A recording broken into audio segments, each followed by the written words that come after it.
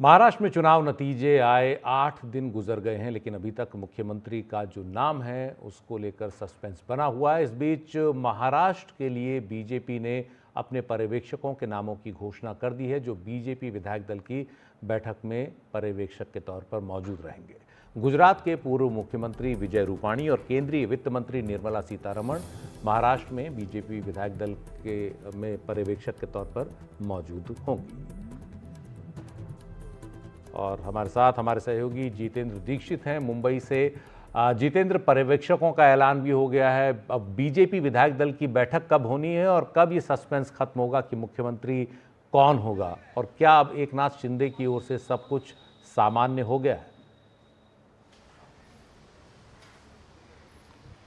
जी सुशील जी, देखिए, पहली बात यह है कि जो आपने पूछा कि कब जो है विधायक दल की बैठक होगी, तो विधायक दल की बैठक जो है 4 तारीख को हो सकती है। 5 तारीख को शपथ विधि का ऐलान किया गया है, आज़ाद मैदान में शपथ विधि होनी है, और उसके पहले 4 तारीख को जो है बीजेपी के विधायक दल की बैठक हो सकती है।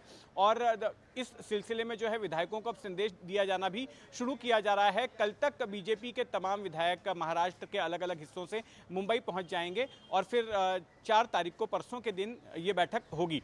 अब मुख्यमंत्री कौन होगा, ये सवाल जो है बिल्कुल उसी तरह से पेचीदा बना हुआ है जिस तरह से ये सवाल कि पहले मुर्गी आई या फिर पहले अंडा आया। क्योंकि देखिए, एक तरफ बीजेपी के तमाम जो नेता हैं, बड़े नेता, वो ऑफ द रिकॉर्ड तो ये कह रहे हैं कि देवेंद्र फडणवीस का नाम ही फाइनल किया गया है, और तमाम बातें भी देवेंद्र फडणवीस के पक्ष में ही जाती हैं कि उनकी कप्तानी में ही ये चुनाव लड़ा गया, वही प्रमुख रणनीतिकार रहे, 2 बार मुख्यमंत्री रह चुके हैं, और पूरा जो सेंटीमेंट है यहाँ पर कैडर्स का और नेताओं का, वो देवेंद्र फडणवीस के प्रति ही है। लेकिन दूसरी तरफ यहाँ पर एक आशंका ये भी है कि बीजेपी में हाल के वक्त में, हाल के चंद सालों में जो चलन आया है कि जनाधार वाले नेता को, हाई प्रोफाइल नेता को जो है मुख्यमंत्री का पद नहीं दिया जाता। फिर चाहे गुजरात का मामला ले लें, मध्य प्रदेश का मामला ले लें, राजस्थान या छत्तीसगढ़ का मामला ले लें, ऐसे लोगों को मुख्यमंत्री बना दिया जाता है जिनको शायद उनकी विधानसभा क्षेत्र के बाहर भी लोग ना जानते हों। तो अगर वही पैटर्न यहाँ पर अपनाया जाता है तो फिर बीजेपी सभी को चौंका सकती है, और इसका खुलासा परसों के दिन ही होगा। आपने एकनाथ शिंदे की बात की, तो एकनाथ शिंदे बीमार बने हुए हैं।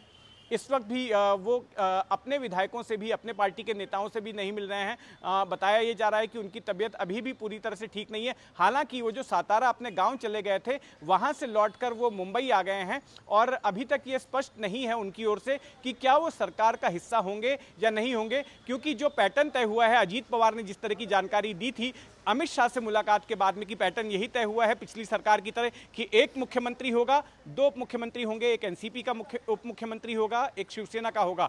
तो शिवसेना की तरफ से जो उप मुख्यमंत्री होगा, क्या एकनाथ शिंदे उस पद पर रहेंगे या उनकी जगह पर कोई दूसरा नाम होगा, इस बारे में अब तक क्लैरिटी नहीं है। हालांकि एक डेवलपमेंट सुशील जी उसमें यह हुआ है कि श्रीकांत शिंदे, जो कि एकनाथ शिंदे के बेटे हैं और लोकसभा के सांसद हैं, उनका नाम भी चल रहा था कि अगर एकनाथ शिंदे खुद नहीं होते हैं तो अपने बेटे को बना देंगे। तो उनके बेटे ने अभी अभी एक्स पर पोस्ट करके ये स्पष्टीकरण दिया है कि वो इस रेस में नहीं है, वो ऐसे पद के लिए जो है आगे नहीं आएंगे, और उनको मौका था उनके सामने कि वो केंद्र में मंत्री भी बन जाते, लेकिन वो पार्टी का काम करने में ज़्यादा विश्वास रखते हैं। तो इस तरह की सफाई उनकी तरफ से दी गई है।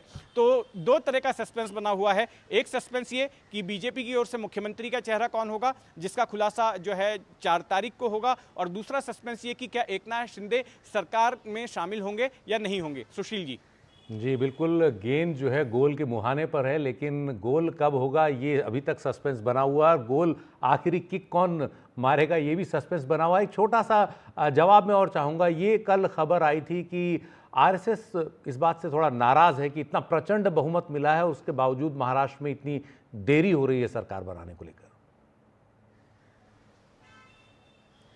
जी हाँ, ये खबर बिल्कुल सही है। जो हमारे सूत्र बता रहे हैं कि आरएसएस बेहद नाराज है कि 23 तारीख को चुनाव नतीजे आ गए, महायुति को प्रचंड बहुमत मिल गया, बीजेपी के पास अपनी 132 सीटें हैं, 132 विधायक चुनकर आए हैं, उसके बावजूद आज 9वां दिन है, अभी तक जो है सरकार बनाने की प्रक्रिया आगे नहीं बढ़ी है। हाँ, इस प्रक्रिया में आज एक पहला बड़ा कदम ये उठाया गया है कि बीजेपी विधायक दल की बैठक के लिए पर्यवेक्षक नियुक्त कर दिए गए हैं, जबकि बाकी के जो दोनों घटक दल हैं उन दोनों ने अपने अपने विधायक दल के नेता पहले से ही चुन लिए। तो इस बारे में जो है आरएसएस की ओर से नाराजगी जो है जाहिर तौर पर सामने आई थी। सुशील जी, बहुत बहुत शुक्रिया जितेंद्र, इस पूरी जानकारी और इस पूरी दिलचस्प चर्चा के लिए।